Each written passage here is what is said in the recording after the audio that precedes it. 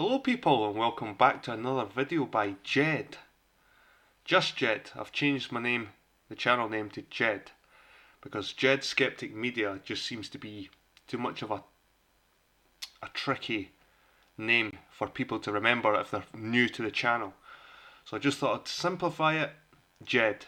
You can't forget Jed. In this day and age with people with their low attention spans, Jed must be enough to remember. Anyway people, I'm coming back at you with another update from Ancestry.com for 2019. It's nearly the end of 2019, but we eventually got an update.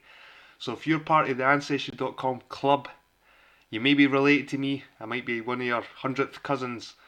I find it strange because Ancestry has 3 first to second cousins for me.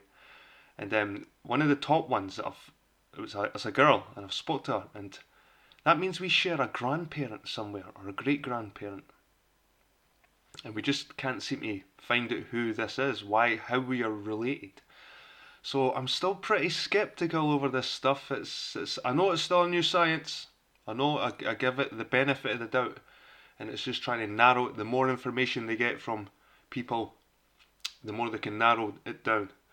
But anyway, on the screen is my previous update for 2018, and this was calculated in August 2018. So you might have seen my previous video. It's done really well. In fact, it's had 8,000 views. So check it out if you've not seen the 2018 version. And before that update, they had me down as a caucus, like 3% caucus. So I wasn't even a full European. I was 97% European and 3% West Asian. And then they gave me this new update. I liked the caucus. I was like, oh, something a wee bit exotic, and maybe there's links to Scotland with the Caucasus and the Scythians, and you get attached to all these sort of romantic ideas, and then boom, an update.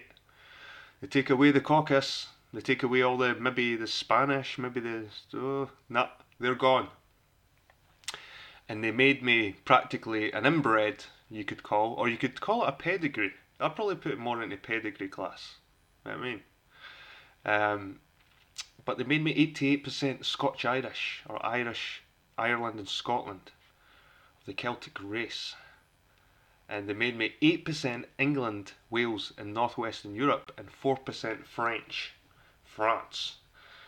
So this previous update, and it had the map as you see below, but it was a different kind of map, and the lines covered over France. And this is where it gets interesting, people, because although the numbers are saying different things, the area that the lines on the map cover are the same, even broader.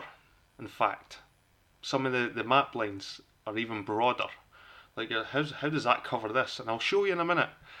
Because even though you think your DNA has been narrowed down, you look at the map, and the maps go further out, covering more area. So you're like, well, the numbers are telling me I'm more Scottish, but the map area says I could be from way down there.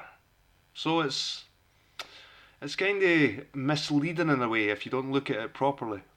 Anyway, they had me down as an inbred, and they had me down as a wee bit of a frog as well. And I like that wee bit of frog because it was separate from Britain. I thought, is that as exotic as it's going to get? The French. But anyway, guys, we'll have a look at the new update because I'm just waffling on. So, this is a new update, and here we go. I am now even more inbred, or even more pedigree. I'm 90% Scotch-Irish. And they've made me more English. Yes, I've got a wee bit more English and Welsh in me.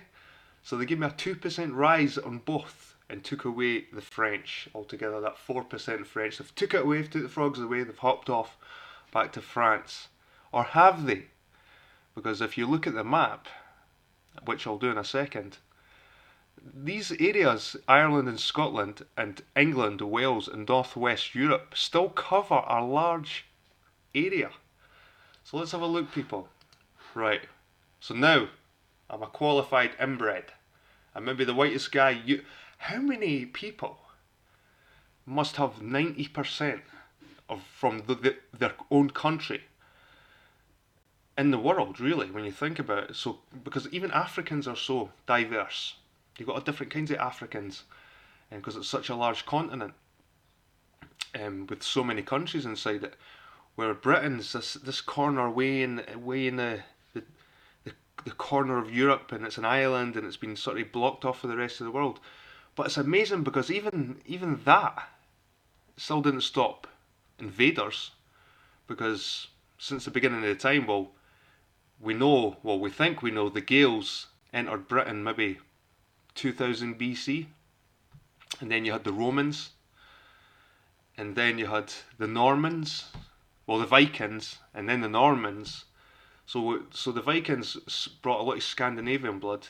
The Romans brought a lot of Italian and Latin blood to Britain, and the Normans brought their French and Scandinavians, because the Norman were actually Norsemen. So they had a lot of Scandinavian blood, and I'm thinking, well, where is it in me? There's no French, so you can eradicate the Norman influence, or the French, the Gaulish influence. That's gone now. So to me, it's very rare and unusual to see such a high estimate from one country. If anyone else is 90% or higher from the country they're living in, they're actually from. Because at the end of the day, I'm a proper native, should we say? This is a proper native. And looking in the mirror, you wouldn't think, which is strange. So is the stereotypical Scot not a stereotypical Scot? Because we know the English, they had a lot of Anglo-Saxon blood.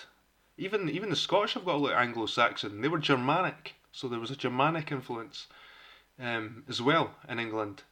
And there's no Germanic in me either. It's quite puzzling that where were my ancestors? What were they doing when all these things were happening in the past? This comes to question, how far back do these results go? Do they go back a few hundred years, 1,000 years, 2,000 years? Because I just find this unusual that I'm so inbred, should we say. Anyway, we'll have a click on Ireland and Scotland. So this is Ireland. This is a map on Ireland and Scotland. Look at the area it covers. So we've got the whole of Scotland, practically. We've got the whole of Ireland. We've got practically the whole of Wales. And we've got this part down here in France. And this is an area called Brest. This was quite a Gallic area of France. There's quite a few Gallic points on the edges of Europe. Same in Spain than in Portugal. Portugal, the Gal is a Gael. So right down the edge, the Celts had a lot of area. So even though they took my France away, they took my 4% France away, it still exists. It's still there. In a way, my ancestors could have been from this region in France. So I wouldn't totally rule it out completely. So in a way, like I said, it's a bit deceiving. And plus here it's saying I'm 90%. Your ethnicity estimate is 90%, but it can range from 65 to 97%. So it could be nearly a full-blown native. And your connections to this region is most likely through ancestors linked to these communities. Munster in Ireland, and as you see when you go on Munster, it highlights the orange. That's Southern Ireland. And the Scottish Lowlands, where I live today. Have a wee click on Munster. You and all the members of this community are linked through shared ancestors. You probably have family who lived in this area for years, and maybe still do. Use a timeline to explore what their life might have been like. The more specific places within this region where your family was likely from: North Kerry and Cork, North Kerry, North East Kerry, North Kerry and West Limerick. Cradled by mountains and covered by patchwork of inhospitable bogs, Munster was a perfect hiding place for rebels and outlaws who sought refuge from British authority. During the Great Famine, many Munster inhabitants fled their homes to escape poverty and starvation, with one of the highest and most consistent immigration levels in Europe. Hundreds of thousands left the shores of Ireland for Victoria and southeastern Australia or the United States, where they settled in New York, Boston, or the urban centres across the American Midwest. So, home of outlaws and rebels in Munster. Poverty had missed plenty. The Irish potato famine, which could be questioned whether it was a famine or an extermination attempt. So there's a brief sort of history to Munster and the Scottish Central Lowlands. Is you and all the members of this community are linked through shared ancestors. You probably have family who lived in this area for years and maybe still do. Use a timeline to explore their life, what might have been like. And this is the area I live, people. Here. The 1700s and 1800s saw central Scotland transformed from a mostly rural landscape into the workshop of the world, and lowland Scots increasingly concentrated in mining villages, industrial towns and growing cities. The Scottish Enlightenment brought the ideas of Scottish thinkers to the world, and the population swelled as new industries attracted workers. However, many industries were subject to economic downturns, and these, along with poor living conditions, led some Scots to break new lives in the United States and throughout the British Empire into the 20th century. It's funny because it doesn't matter what part I go to, the Irish part or the Scottish part, it seems to be the same story. The Celtic peoples of Europe have had it hard for a long time. But we didn't whine about it. That's the Scots are celebrated for celebrating their own Scottishness. But like I said, people, don't get too wrapped up in the unicorns and the flags and all these things that make you think that you're Scottish, because a lot of these things are imported from other places. Even these kings, again, Robert de Bruce, who claimed to be an ancestor of Alexander II, and de Bruce killed off a lot of other claimants to the Scottish throne, like Commons and Ballaloy, just killed them off, kind of thing. So we've got to question all this. Were the real kings of Scotland deposed, got rid of, and we've been ruled by these Norman? It's the same with England as well, but it was more obvious with England.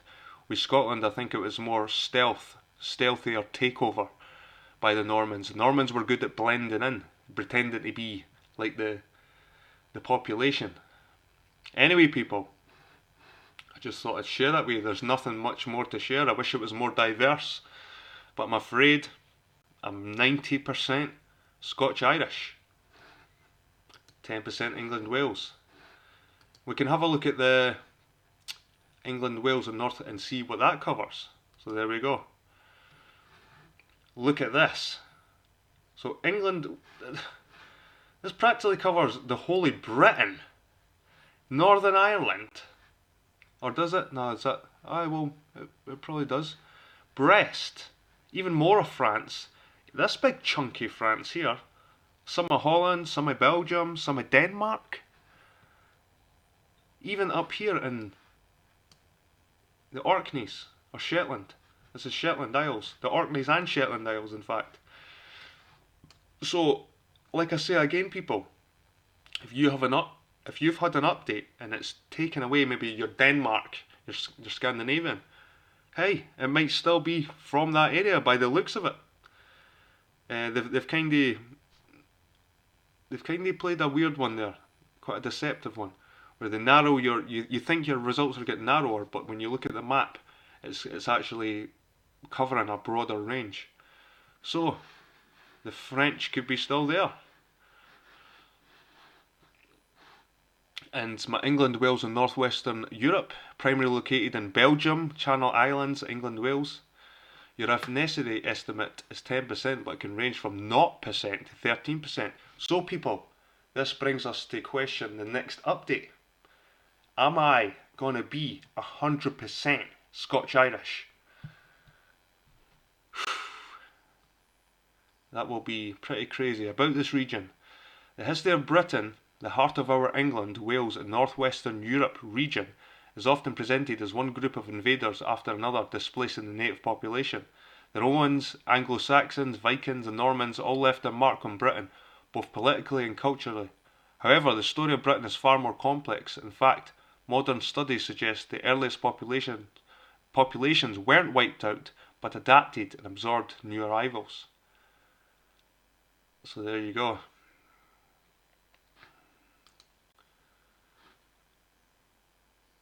Scottish Lowlands, Northern England and Northern Ireland. This is my community. This is another one they've added. Community. You and all the members of this community are linked through shared ancestors. You probably have family living in this area for years and maybe still do. So this is T versus, this is another, it's kind of similar to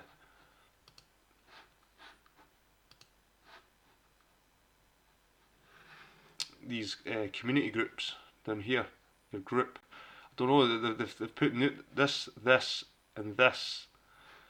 I'm not sure what's the difference between this large area here and this area here. Anyway, people, this is my update for 2019. I hope you enjoyed it.